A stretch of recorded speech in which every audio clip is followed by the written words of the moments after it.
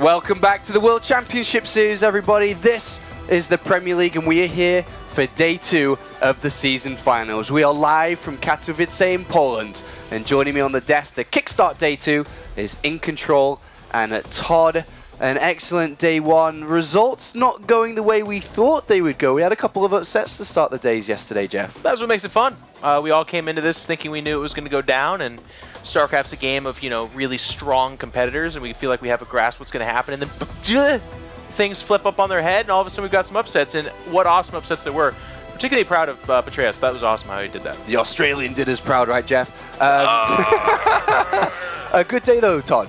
Yeah, definitely lots of good games, and I mean, as always in WCS, these upsets, I feel like they are what make the tournament what it is. One of the probably the best and biggest league out there, quite easily, where these players, they get to practice for a while, they show up for a match, and then they either deliver or they don't. But yesterday, there were a lot of good surprises, I thought. Well, let's hope players can deliver today, because today is a big day for a lot of names. But before we get into that, let's take a quick look at the tournament structure, because we've traveled a long way now. We started in America in the Burbank ESL studios. We made our way to Germany for the second half of the round of 32, and now it's time for the season finals, the big one, the big hurrah before the end of the regular season play, before the global finals, of course. Round of 16 to the round of 8, where we go for the playoffs. The best 8 players will play for a chance to be the champion, and we'll see who that will be down the line. Let's take a quick look at the schedule as well, because we're in day 2, as already mentioned, of 5.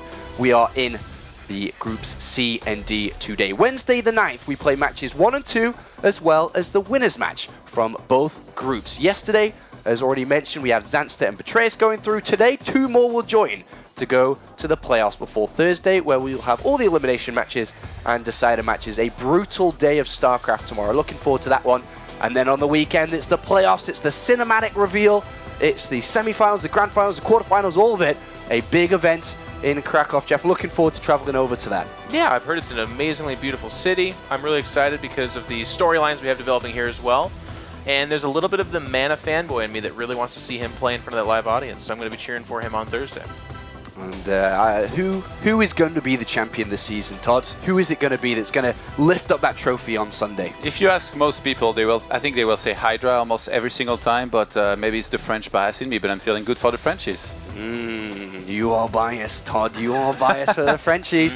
$30,000 is the check that this guy is going to hold when he goes through to the grand finals and takes the trophy. A lot of money up there, and of course, more importantly, some may say, 2,000 WCS points, which is a lot, and we can go straight into it.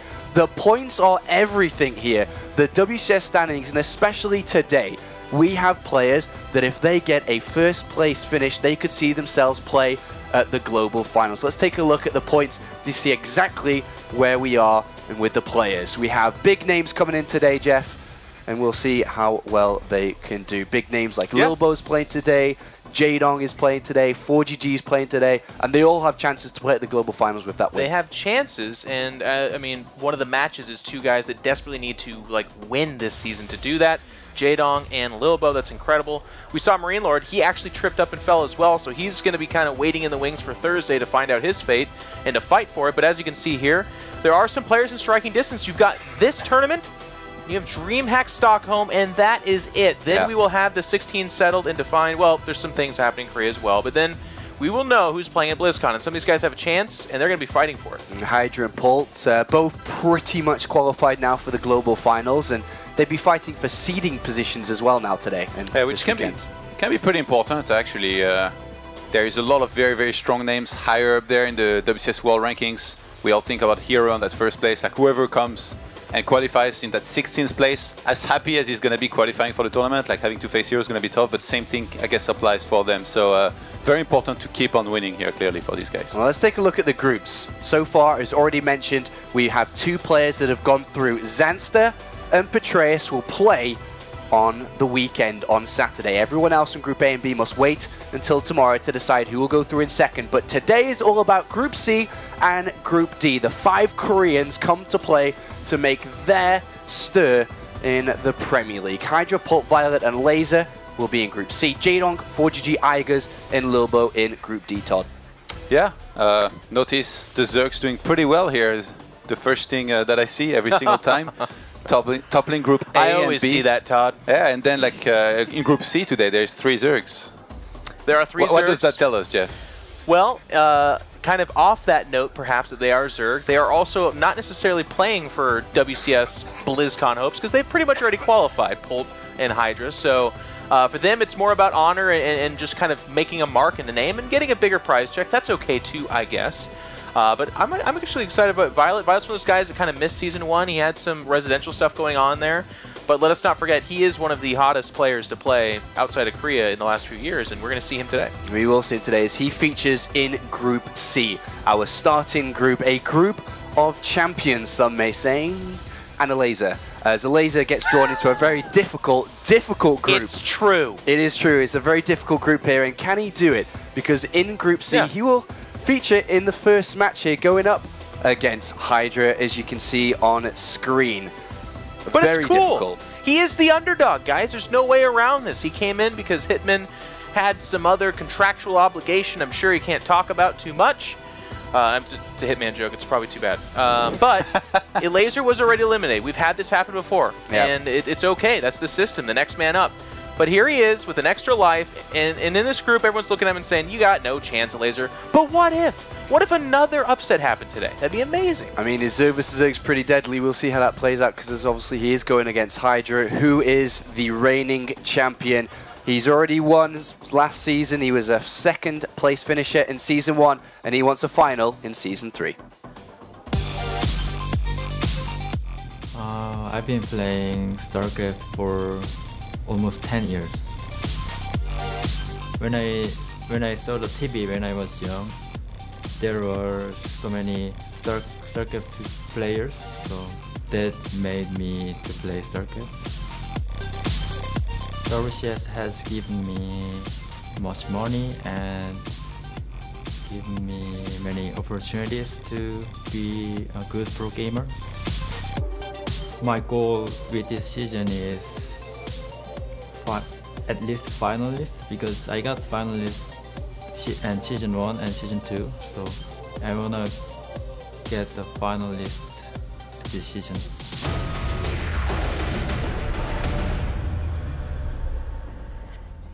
The reigning champion, and what a beast he is. He's the favorite. Everyone, if you poll kind of the analysts, the casters, and even Funka, with his knowledge as well as an observer, everyone's kind of saying Hydra. Hydra's the guy to beat. The record there shows it itself, 17-3. He's red hot. He's on fire. He actually kind of made Season 2 a little bit anticlimactic. We were all like, oh man, Lil Bo, what if Lil Bo? And Polt making bold claims, and they all got smoked pretty hard. Hydra looked amazing. He's only gotten better. He's ramping up for BlizzCon, and my kind of question about Season 3 is this too going to be ruined by Hydra? Or is it going to be made interesting with a little bit of controversy? Is someone going to stand up to this Titan? Someone has to, and who's it going to be? There's a few names, I feel like, in this tournament. Definitely, again, the Frenchies. I think can.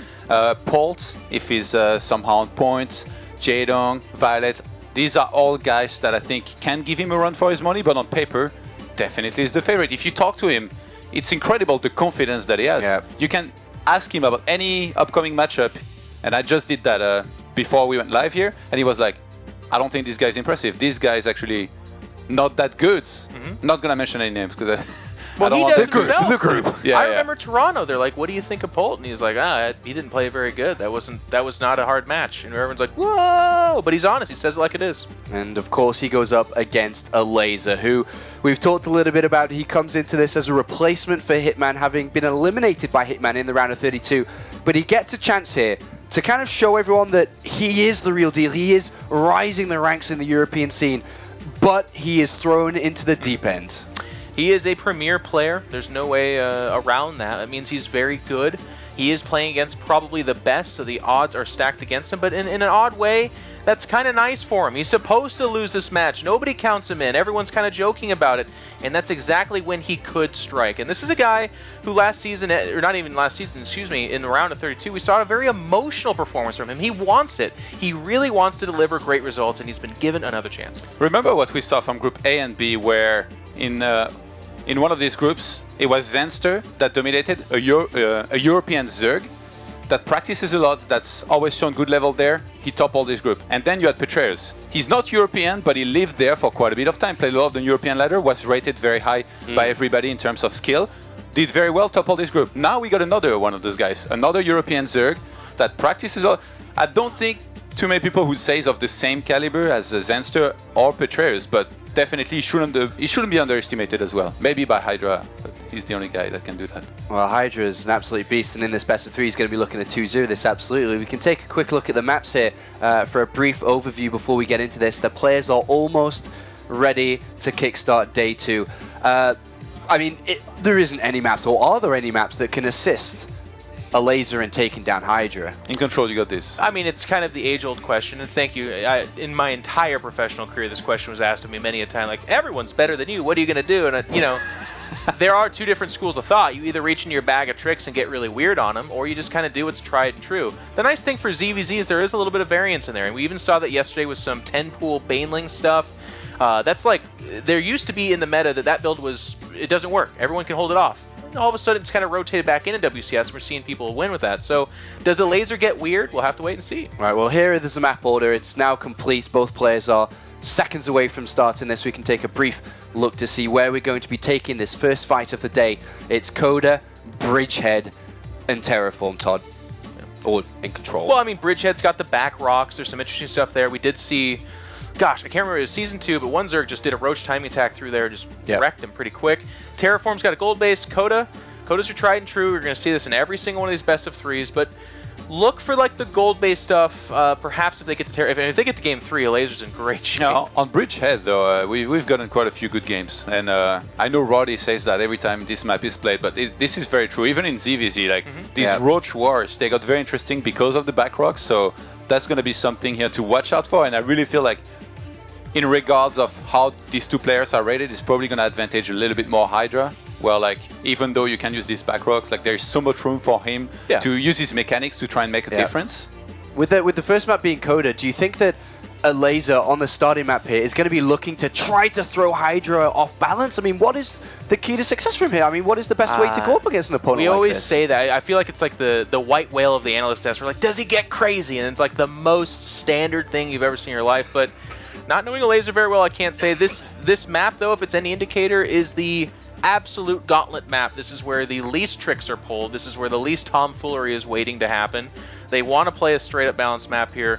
Elazer's got to know he's the underdog, though. Maybe try something. All right, we'll see if he can pull anything off here in this best of 3 series. It would be a magnificent moment if Elazer's be able to do anything against Hydra, as we can take a quick look now at the predictions of all the commentators. As we've mentioned yesterday, we were going to be tracking and following everyone's predictions throughout the week. If you want to join in, you can join in as well. Just make sure to go to Twitter and hashtag the WCS. But here are the predictions from the guys. 8-0 in favor of Hydra. No one really expecting Elazer to do anything here. And again, just all the chips, all the coins going to Hydra's side of the table every single time we look at this. And that is, I think that in an odd way, is Elazer's greatest weapon. Todd even asked Hydra, he said, what do you think about Elazer? Todd was going to name names, I'll say it. Hydra's like, he's not impressive, I'm not worried about him. That's a good mentality for a champion, but at the same time, overlooking your opponent is, it's a whole chapter in Sun Tzu's book, I believe, the art of war, and you know, maybe Elazer busted out here. Well, hopefully he can do something. We are almost ready now to go to the first match of the day. We're going to go to our commentary team in a quick second, but do remember, on Sunday at 7 p.m. local time, we will be releasing the official trailer, the official cinematic, the world premiere for Legacy of the Void on Sunday at 7 p.m. We have a countdown. In case you don't know. This side, we have 96 hours left. We were ready. Until Sunday at 7 p.m. I hope you're ready, Jeff. Yeah, someone was like, Sean, I don't know when 7 p.m. is. Now you know to the minute. And we're going to be following that throughout the week and getting closer and closer to revealing that it's going to be on Sunday. Now it's time to start off the day. Who's taking this on? Is it the reigning champion or is it the Polishman? Indeed, our Zerg vs. Zerg here to open things up. Day number 2 of round of 16 here in the World Championship Series as the defending champion going up against Elazer here in our local Polishman. Tries to battle it out on home ground, but it will be difficult here, Pig.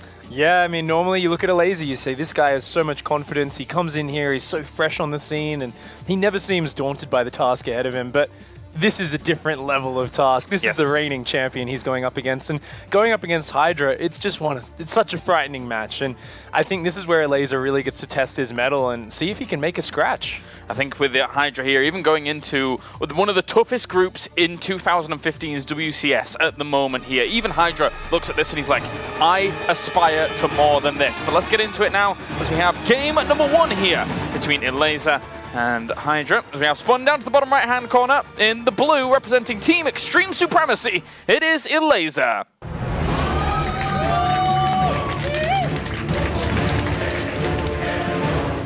And up to the top left-hand corner, we have our red Zerg, the defending champion of the World Championship Series. It is Hydra.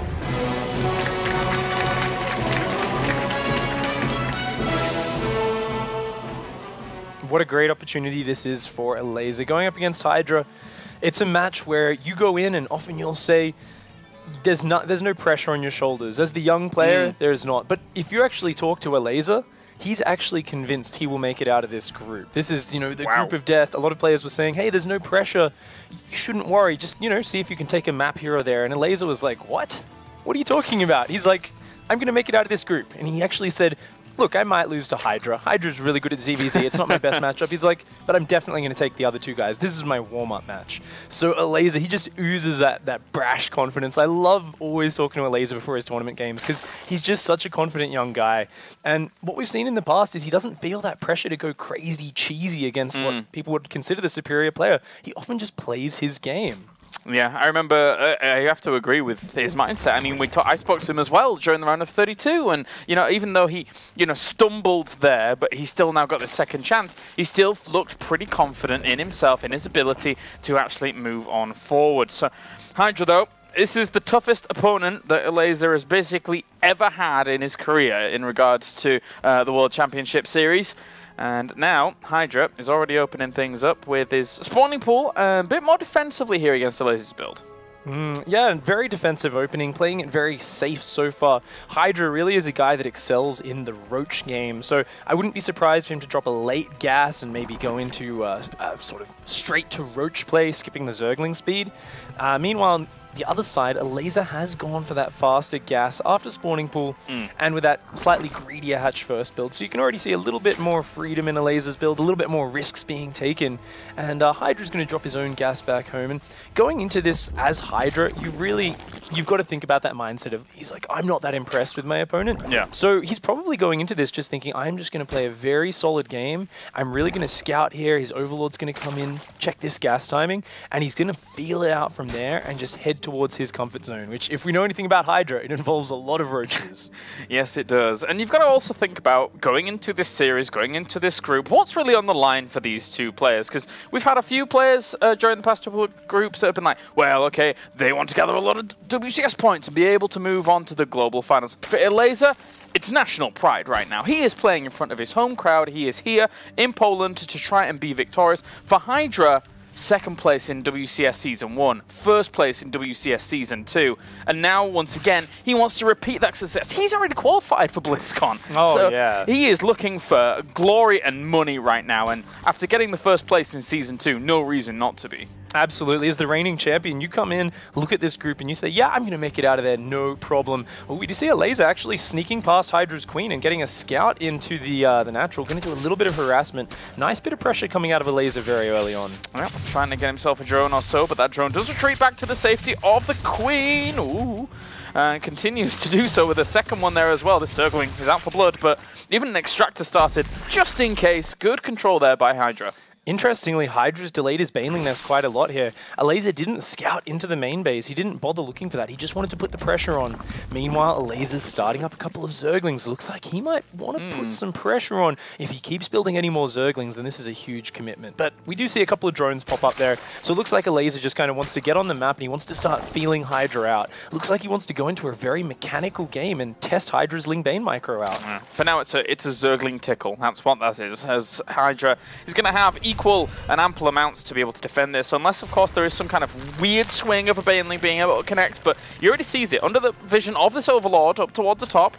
And he will have his own speed finish pretty soon, but there is a small window here where the Zerglings are going to be annoying. Oh, just putting on some nice pressure so far. And oh! Underestimating that completely there. And that does actually catch a lot of Zerglings. Good for Elazer, at least. Really nice pressure so far out of Elazer. He is adding a few more lings. Whoa. Oh, that's a really nice hit. This pressure is actually really keeping Hydra on the back foot, and we do see a Roach Warren going down behind this. But interestingly, Elazer's queuing up even more Zerglings. So I'm not really sure what his plan is. Is he going to follow up this with a delayed Roach Baneling? Like, this is a lot of Ling Bane he's building right now. Yeah, it is. A few drones trying to sneak in for Hydra behind all of this, and he sends the Lings forward to try and scout out. That one doesn't spot the Roach Warren at the back. He does see no lair though, so there's got to be some sort of alarm bells ringing in Hydra's head right now. He has to realize there is some threat, and Elazer is pounding across this map with a huge number of Zerglings because he's seen that fast third base of Hydra. He wants to put the cancel on that, and guess what? There's a second wave that's going to come right behind these Ling Bane, which is a huge swell of Roaches. Hydra's getting his Roach Warren on the way now, still continuing with Ling production, getting himself a few more drones once again. I'm wondering if that sneaking those in might come at a downside. He's going to have to reinforce very quickly with the Roaches if he wants to compete with those coming across. Oh, this is a really good defense from Hydra so far, getting some very good hits, stopping a lot of Elazer's Banelings morphing, but Elazer's Roaches are already starting to rally across. He's not wasting any time, and he's just going to try to shove his way through Hydra. This is actually a very scary attack right now. A lot of Lings going to be reinforcing with this as well, as there was like 24 or so on the production tab here. Elazer trying to just really cut Hydra down early on in this game. Actually, some of his Banelings connect really well at the front there against the others, and if he's able to get all of his Roaches along for the ride here, he should be able to cut down these Zergling numbers, but 22 more in production here for Hydra. The Roaches just seem to be taking too long to go down. Hydra's only building Zerglings. He doesn't have anything else. If these Banelings finishing morphing for Elazer, then he will absolutely crush it. Drones coming off the line, Banelings morphing in here for Elazer as well, and with all these drones coming off the line for Hydra, you know that's desperation time here in Zerg versus Zerg. He's got those three queens at the back trying to do something, but there you go, GG! Elazer takes game number 1. Already, what a result from him, taking the one game off the defending champion. That confidence already being vindicated in this first match. Elazer showing he's got what it takes to compete on this level, and I just love watching Elazer play. He brings that confidence, he gets in Hydra's face, keeps him on the back foot. Suddenly, the 1-2 punch, the Lings keep you distracted, the Roaches follow up. Beautiful gameplay. Very well done. We could hear the Polish crowd here through our headphones after that one. That was raucous, to say the least. And now Hydra doesn't look that impressed. He is not particularly happy with that. And no surprises there. I mean, when you are aiming for the very top of the mountain once again here, that's the last thing that you want to happen on your way up at the start. Yeah, I mean, he scouted no lair earlier on. He knew there was something coming his way. So it was one of those points in Zerg vs. Zerg, you get the scouting information, and then you're like, I still die to the attack. You know, he must have not realized those Roaches could get there so early. So Hydra's got to be a little bit annoyed with that misplay. All right, well, we are going to go to a short break, and when we're back, we're going to find out what's going to happen in game number 2 here between Elazer and Hydra.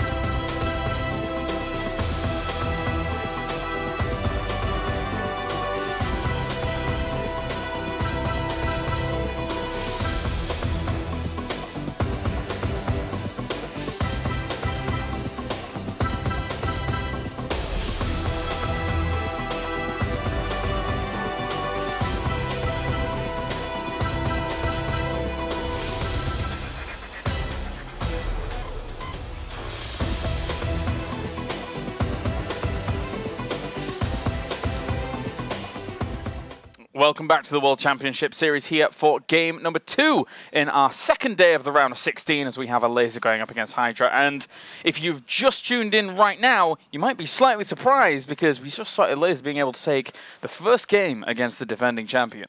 Fast, decisive, quick. I think that was a great gameplay out of Elazer. He didn't really give Hydra a chance to get to that mid-game point where Hydra does that thing where he has 10 times as many units as anyone else. It was just a really well-played-out, fast, aggressive style, and he did it pristinely. And now we move on to Bridgehead here, Pig, a map that does prevent some little volatility parts and the moves here in Zerg versus Zerg. It's definitely a fantastic map, though, to end up watching, but playing can be kind of scary sometimes. Yeah, this was Elazer's pick, so going into it, he's got to have a plan here. He's got to feel comfortable. Let's get into it. Game number 2 in the Zerg versus Zerg. First, we do have, spawning to the right-hand side is our blue Zerg. Currently 1 game up in this best of 3, representing Team Extreme Supremacy. It's Elazer.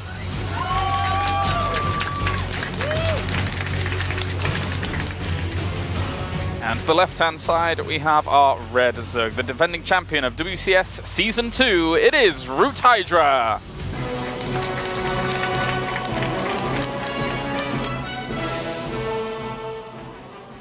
Not the greatest start to the tournament here for Hydra.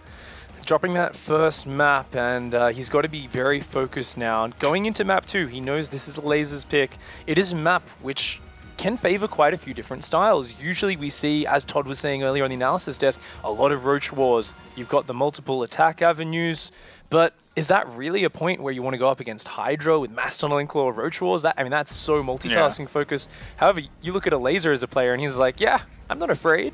I might go for that. Hydra's a funny beast when it comes to the World Championship Series. It's oftentimes we see him having harder times in the round of 32 and round of 16 than he actually has in the bracket later on. So when he gets to the round of 8, he's in full swing, full momentum, just is able to really put his mind, set it to the course and get the business done.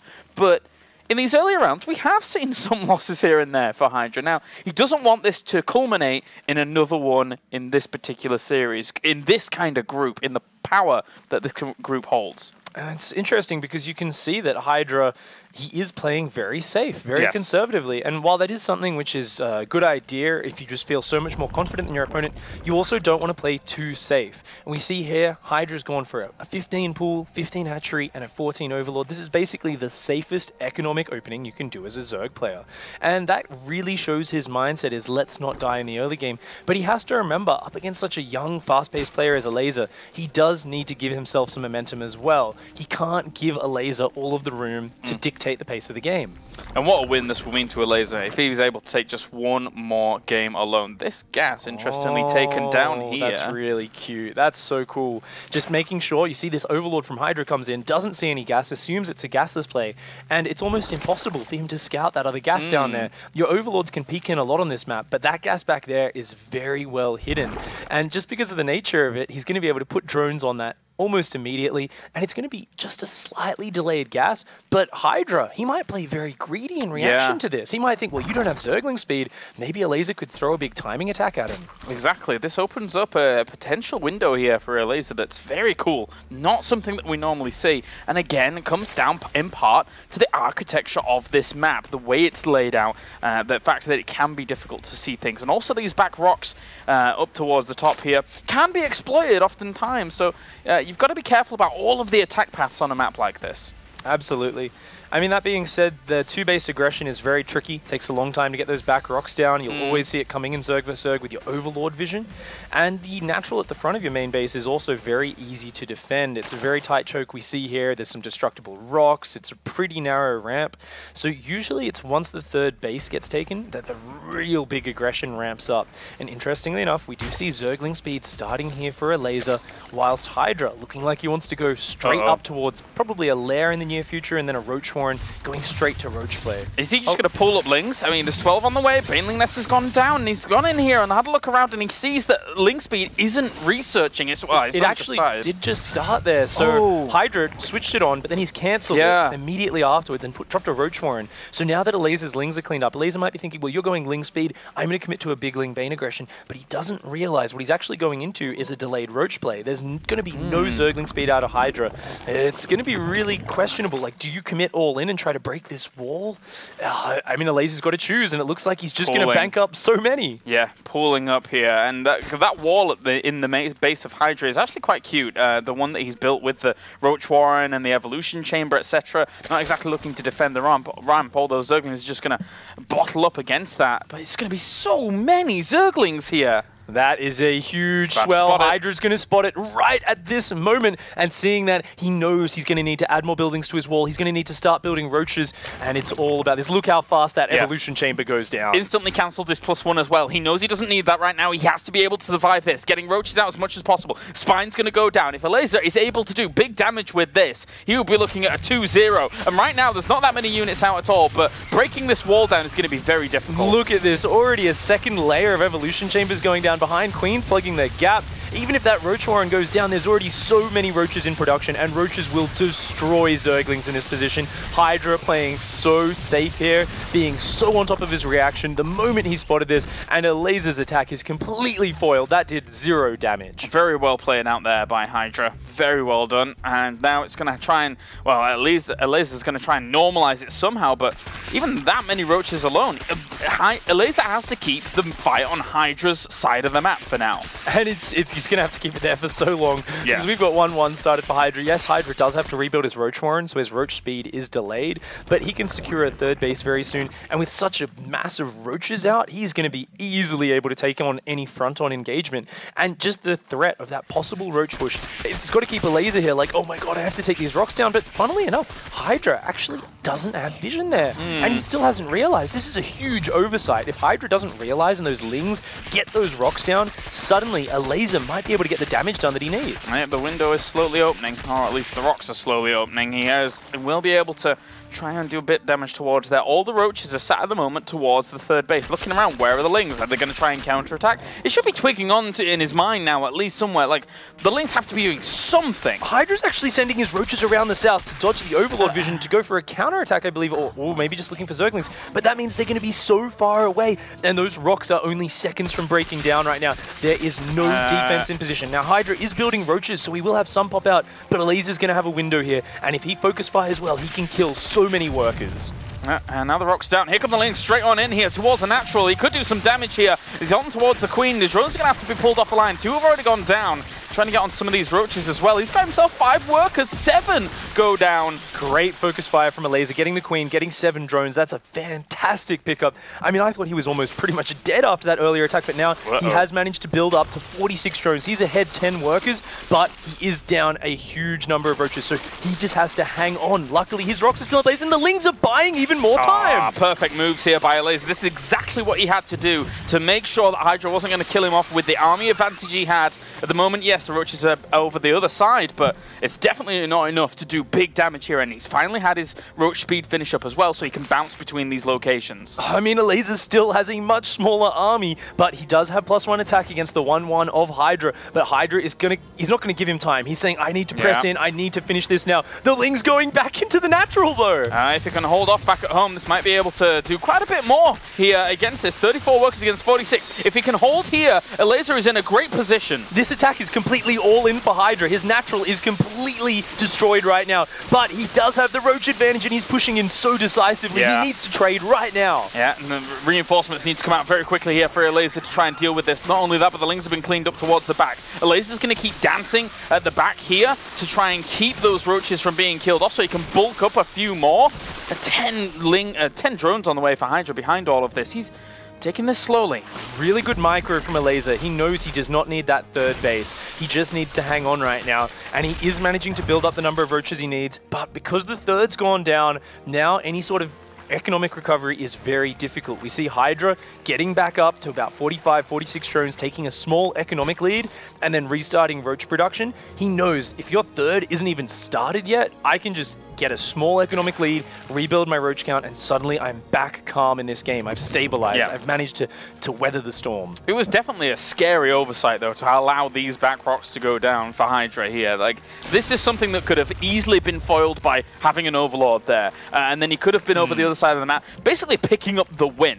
but that wasn't to be. Elazer has been able to buy himself time as the challenger here in this game, and he's kept himself alive. Yeah, I mean, Hydra looked like he was maybe a little bit shaken up. Elazer's just coming at him so hard and fast in this series, and he is forgetting things. Look at this. Hydra has stopped upgrading his ranged upgrades. He started melee of all things. That has to be a misclick. Oh, he was doing it just to show it off to the Overseer, trying to get the Overseer to goop a fake upgrade. Yeah. Fantastic move, but right now Elazer is pushing out with a huge timing, and his +2 is almost finished. With +2 over +1, that is a really important upgrade advantage. Oh, and also actually Contamination's gone down on towards this hatchery, so it means that he's not getting any lava from that location here for a moment. Needs all of his roaches here to be able to do this. +2 is finished up for Elazer. He's going to go in for the jugular here on towards this army. Technically, he has the upgrade advantage, but are the roach numbers thinning out? More reinforcements going to come along here for him. He's pushing forward still. You saw that little skip of micro forwards here. That means Elazer feels a bit confident with his position at the moment. I mean, it's going well so far. He has hit this timing so crisply. He has that upgrade advantage. Carapace is not worth anything compared to the +2. The drones are starting to go down. This is huge. Drones coming off the line here. Hydra trying to hold on with this. The army supply slightly swinging in favor of Hydra, and he will be able to fend this off, but at the sacrifice of a few of his drones. Oh, he does end up,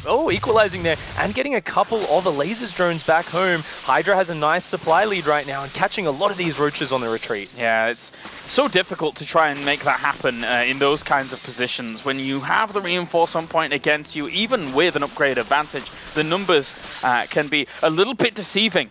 But now we're going to go back to square one again, but still we have that +2 advantage here for Elazer. And that really is the one thing Elazer has going for him. After all of this does settle down, Hydra is up in drones just by about 1 worker. Now Elazer's re-established his 3rd base, but Hydra has the bigger roach count. He's got a big roach lead, but somehow he still is just not able to find the gas income that he needs. The disruption that attack caused has slowed down these extra gases. You see Hydra's taking them now, realizing I still can't start my +2. Elazer's is finished, and that's such an awkward position to be in, because normally once you hit 3 base roach, it's all about the +2 range upgrade. At that point, that's where you're strong. That's when you're confident taking fights. As it is, Hydra's feeling in a very awkward spot, even though he's got the bigger numbers right now. Yeah, with Elazer continuing to try and contaminate the production facility as opposed to an upgrade, is he looking to try and hit once again here? But then he's got +1 carapace on the way, so how does this line up here for Elazer now? Looks like both players are settling down a little bit and trying to get to a later stage. We do see drones in the production tab for both players. Elazer not wanting to press his advantage, knowing, sure, an upgrade lead is great, but you used your defender's advantage really well before. Your roaches were just spawning so close. And, you know, even though the fight started out well for Elazer, when the tail end of the reinforce came in for Hydra and started wrapping around, suddenly the trade just turned upside down. So I think Elazer's going to try and play a bit more multitasking, and he's probably going to steadily head towards the burrow move roaches. Yeah, that would be quite nice for him. We've seen him in the past trying to hit on the left and the right in other matchups as well, just trying to find some of those small pockets of units where he can get into mineral lines. It can definitely work on a map like this on Bridgehead. There's so many ways to maneuver around and get towards those mineral lines. The scouting roach of Hydra did just kind of run in and check out what Elazer was up to. Meanwhile, Elazer has positioned a few roaches on the north side of the map, looking like he wants to be ready to use those. And both players just kind of sitting there, massing up their units at this point. Hydra's finally starting the +2 carapace upgrade, so it looks like Hydra wants to catch up in that regard.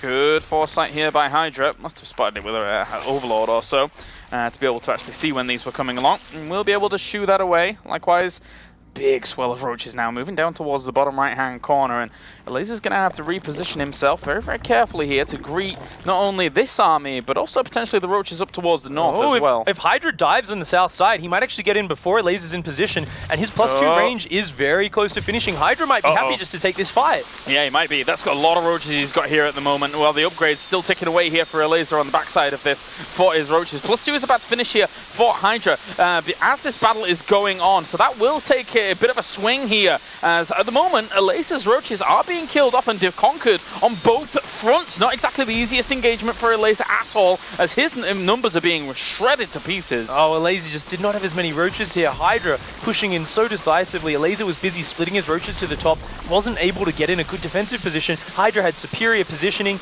and just such a huge roach advantage. And look at this, just getting on top of everything Elazer has. Elazer's got tunneling claws, he's got the burrow, but it's too late. Yeah, it just doesn't mean mean anything when you've got this little number now. Trying to burrow and trying to trade off as best he can here, and hopefully he'll be able to trade away. And actually, you know, he's not doing too bad a job against these, but there's so many more roaches powering on forwards here for Hydra that he just doesn't have the roaches available to him with that burrow micro to eventually win out the war.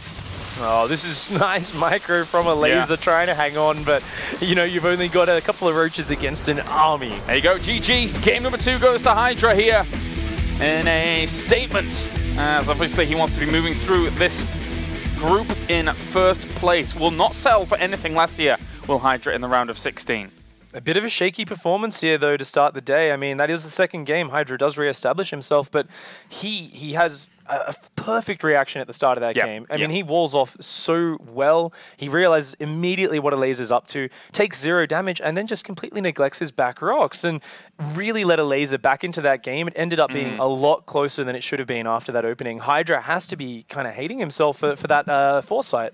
And I think he's maybe feeling a little bit shaky. I think he's got to get that confidence back and start kind of covering all these little features which he normally never forgets about. Yeah, maybe that's kind of what it is. I mean, of course, Hydra is a player that practices a lot, but it's not every day you get to just sit on a stage like this and actually play out a high-octane match in this kind of tense situation. So maybe he's just getting the gears working at the start of these groups as he goes into these series. But one thing's for sure, he's been able to tie up the series, and now we go on to Terraform here, a map that can also be quite wild in Zerg versus Zerg.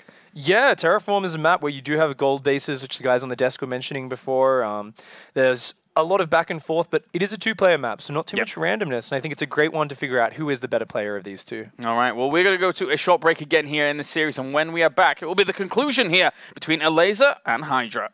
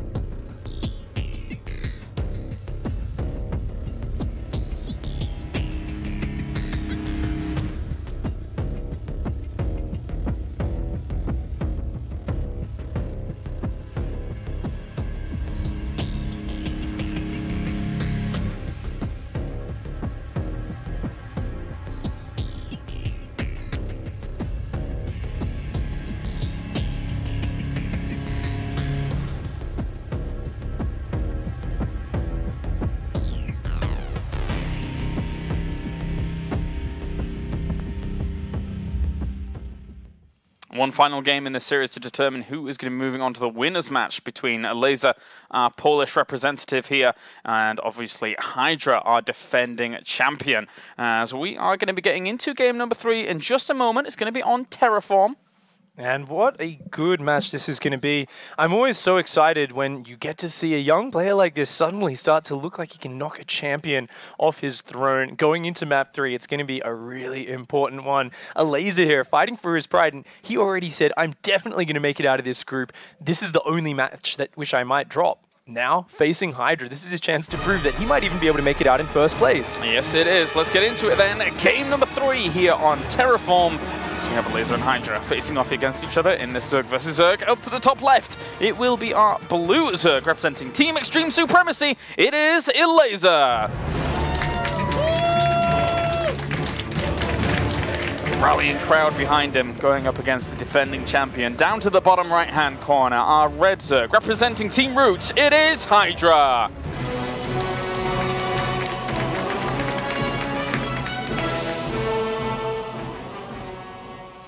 Interestingly enough, if we think back here, how has Hydra been playing this whole series? Very conservatively with his opening build orders, and also even in the map vetoes, he actually vetoed all of the four-player maps in Iron Fortress and Cactus Valley.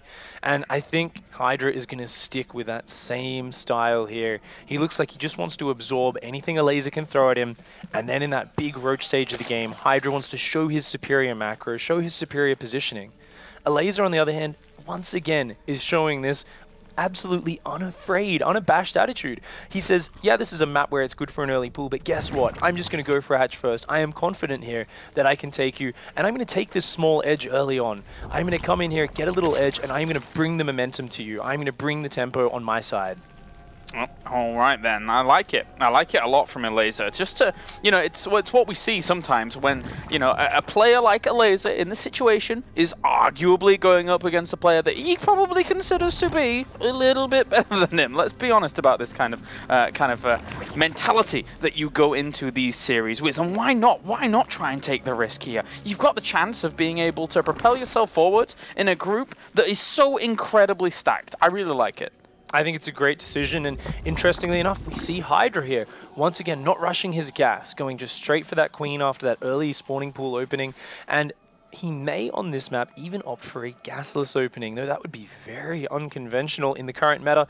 Gasless openings have really fallen out. None of the maps are quite as easy to wall off. But hey, what has Hydra shown? He just wants to get a lair. He wants to get a roach warren. He cancelled Ling Speed in that last game and started heading in that direction. So I think we've seen his game plan. He says, this is the stable way I'm going to play. I'm not throwing any curveballs your direction. I think I'm the better player. I'm not that impressed by you. Even after dropping map 1, I'm sticking to my game plan. Are there any corners that Elazer could potentially cut on his way through this next game? Because Hydra is not really throwing any curveballs, or is it like, well, okay, then maybe I still have to myself be throwing the curveballs? I think Elazer can definitely take a few risks. Seeing how defensive Hydra is playing, Elazer can skip a few corners here, but look at this. These Zergling scouts from Hydra doing a really good job of keeping Elazer back. And this means Elazer has no vision. These scouting lings were too busy defending. So Elazer, because he's going up against a pool first build with the earlier queen, he cannot see the gas timing of Hydra. He has no idea what's going on behind this. He has to go completely off guesswork here. And that does allow Hydra to... It basically says, look, you can't choose your build with the information. You have to roll a dice here in terms of your immediate follow-up, and that does make it harder for Elazer. Well, for now, Hydra here just going to have his overlords chasing on one another, and we do even have the creep already started at the front, looking to position himself, not only that spine crawler, but with this kind of lack of speed being researched for him, he wants the opportunity to maybe even throw down the wall in the smallest area of the choke point than he could possibly get there in the front of his natural. Absolutely. Hydra taking no risks, does come in for a scout himself, sees the fast Baneling Nest. That Baneling Nest does make him be a little bit cautious, already dropping the Roach Horn. Now keep in mind, at this point, Elazer knows what's up. Why does he know what's up? It's because earlier on he saw a creep tumor here with his Zerglings. Very fast creep tumor at the natural, tells him that he's going to be going extra queens, which is a very defensive focused late gas sort of build order. He even cancels out there, so looking like he feels that he doesn't need it at all. With that, already we have the layer. All gas is being taken here from Elazer, so it looks like he's just going to be going to a Spire play to try and catch Hydra off guard. Absolutely. He did keep the Baneling Nest, didn't cancel that, just trying to make sure he does have some semblance of safety there against a potential Ling Flood, but he is going to be getting Mutalisks out very early. And this is a style of play we don't see as much lately. We've got Hydra here. In the next few minutes, he's looking to establish a third base, get out the fast Roach speed. He's already got his +1 Roach upgrade on the way, and he can go for a big Roach attack or just sit back and defend his third, but it's all around Roaches and Queens. Whereas Elazer on the other side is rushing towards Mutalisks, and he wants to try and deny Hydra's third base for as long as possible, using the speed Zerglings, the Mutalisks, these really mobile, fast units to rain down death on any Roach attack while delaying the third base. The Roaches are already on the way here. Actually, he already sees that these Lings are trying to work away at the rocks. So even that can be a little bit telltale. I mean, why are you trying to buy time and delay my Roaches from coming across the map like that? That really does give something away, but we do have more Lings for Elazer, and if he can take those rocks down, it's so good because it completely rules out the option of Hydra doing a Roach attack. If you cut both those rocks off, the Roach is going to take so long to get across the map. By then, the Mutas will have plenty of time to shoot them down. So this is a really great usage of the map by Elazer. I absolutely love it. Seen everything as well now. This Overseer is going to fly on in, see these double gases in the main, and maybe even just swing on down towards that natural expansion. But wants to get on out at the moment, and after, I mean, seeing the rocks with these Overlords, he knows that still the buying time procedure is on the way here for Elazer. Hydra definitely knows what's going on now, starting up 2 extra queens, knowing he'll need the anti-air. But he's only on 41 drones. He's committing to mass roach at this point, and he wants to do a big attack. Yeah, trying to swing on around here. With these lings, though, is Elazer to try and deny this third base from going down, but the roaches are on the warpath. They are moving through the middle of the map at the moment. That is a huge cancel, though, and with those rocks down, look at this. The roaches have to divert on the south side. Queen's even going down. The one with full energy drops first. This is fantastic. This is going to give the Mutas so much more leeway in their harassment. Exactly. A lack of anti-air against that once the Mutalisks come along. Spine's been thrown down at the front here. That's very, very important for him to actually deny these roaches from doing too much. The Hydras are about to... Sorry, the Mutalisks are about to pop here against Hydra. As those roaches, yeah, they're going to cancel the cancellation of the third base, or even the full kill by the looks of things, but eventually they'll take a lot of damage. Oh, the Lings need to come down to support and try to save this, and Elazer needs to start dropping another third base elsewhere. He actually maybe could have hung onto this base if his Lings fought that, but looks like he wants to preserve the Ling count, take the efficient fight, and just rebuild the hatchery while his Mutas clean everything up for free, which is a very valid decision, a very smart one. Elazer wants those Lings on the map so that he can put pressure right back on Hydra. He doesn't want to give Hydra any time. Oh, and these Lings going for the counter-attack. It's a nice move here by Elazer. He knows that there aren't many roaches or units at all over the other side. If he can kill off Queens, that would be fantastic. There are 5 spores finishing up here and there, but the third base is going to fall again. Oh my god, what a great decision by Elazer. Rather than focusing on the defense, he's gone across the map. Hydra's been too busy building spores and Queens. He's got nothing to fight the Zerglings off, and this is just huge damage. Look at this, so many drones going down, the spores going down.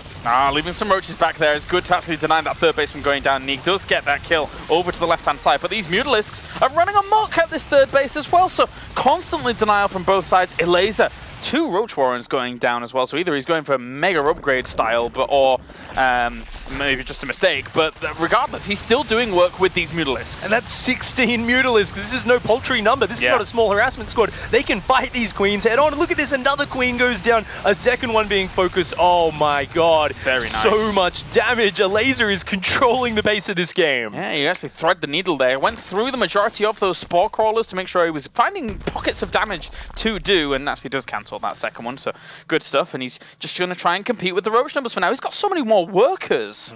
I mean, Hydra's saving grace here is that he's cancelled the third of Elazer, and Elazer doesn't even have another one started. But if you're at 36 drones, Elazer's still out mining him. Elazer's got roach speed and +1 on the way, and he's even split up some of his Mutalisks. So he's got half his Mutalisks at home cleaning up the roaches, while the other half are staying on the right-hand side of the map, and they're going to keep denying that third base.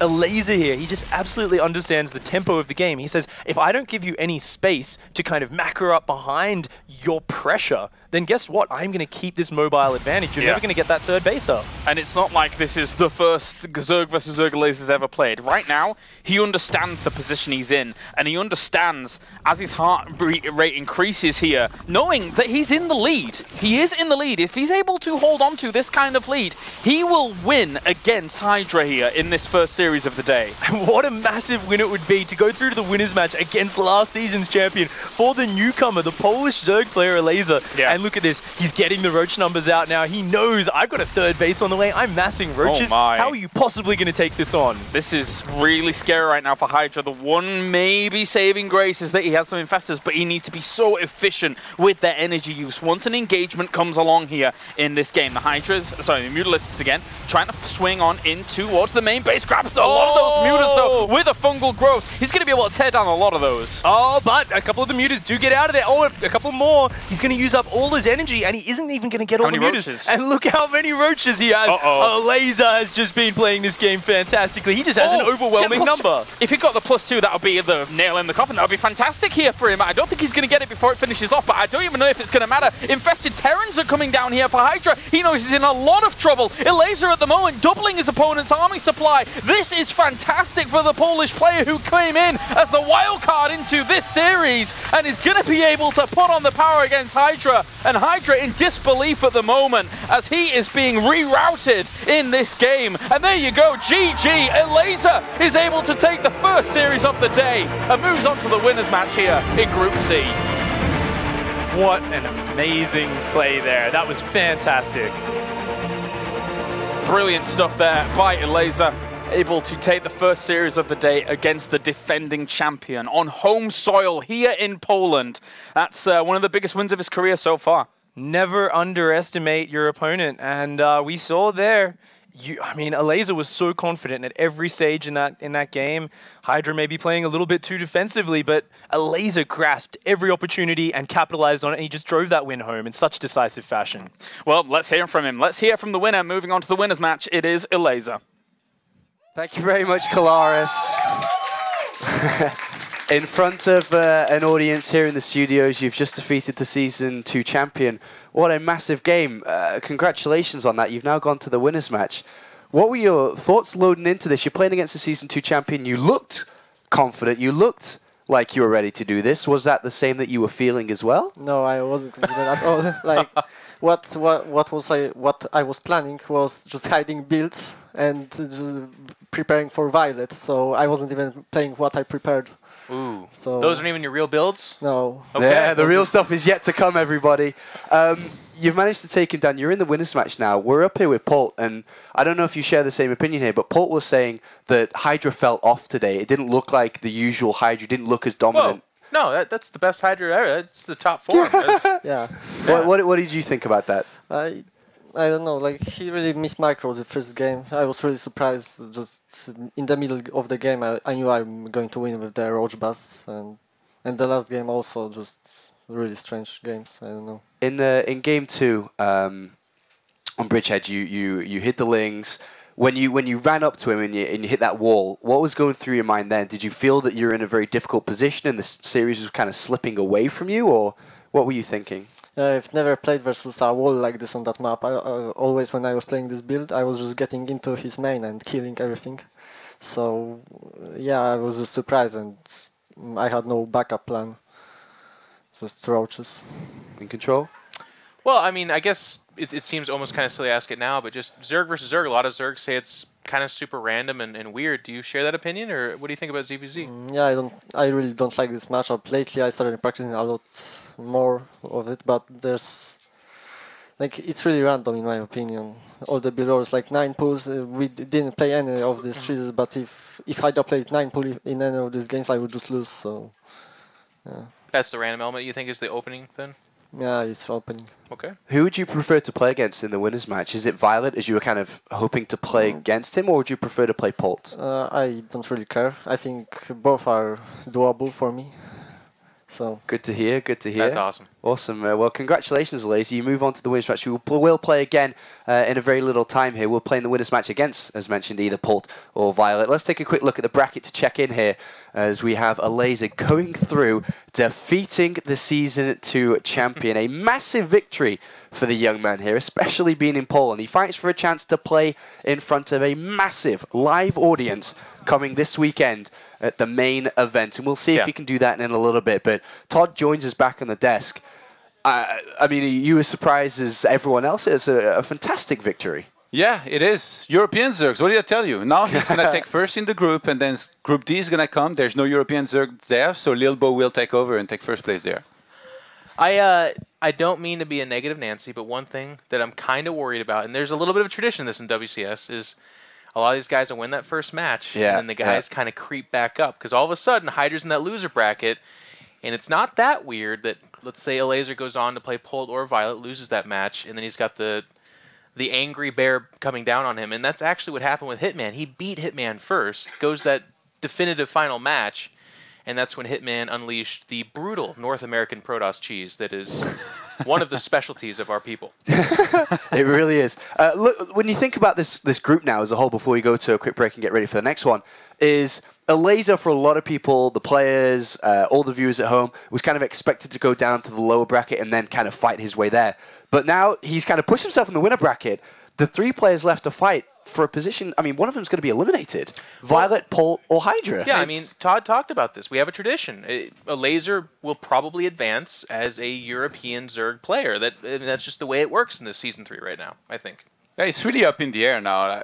Nobody expected Elazer to win there, so Polt and Violet, they were looking at this. They're like, I guess whoever wins between us is taking first place in the group now. That's probably what they're thinking. So they're going to play their heart out.